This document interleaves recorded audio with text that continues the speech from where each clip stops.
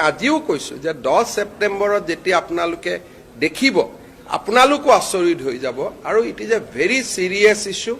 আৰু মুখ্যমন্ত্ৰী আসনৰ পৰা 24 ঘণ্টাৰ মূৰে মূৰে মই যেতিয়া কৈ আছো যে ইয়াৰ স্পষ্ট প্ৰমাণ আমাৰ হাতত আছে গতিকে আপোনালোকে মুখ্যমন্ত্ৰী এজনক বিশ্বাসো কৰিব লাগিব আৰু আপোনালোকৰ যি মৰম প্ৰীতি আছে আপোনালোকে ত্যাগ কৰিবৰ কাৰণে সাজু হৈ থাকক It is a very, very serious thing. আজি মই আকৌ এবাৰ কৈছো মোক কালি আৰু একো নুখুদিব পৰখি নুখুদিব চথা দিনা নুখুদিব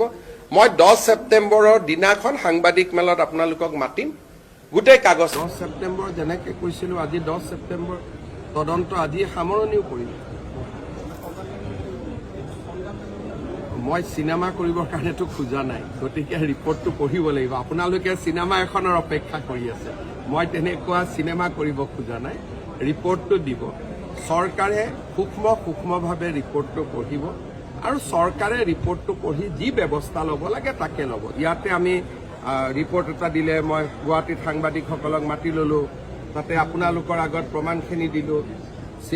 এটা টক শো হল গধূলি এই ধৰণৰ পৰিৱেশ এটাৰ কাৰণে আমি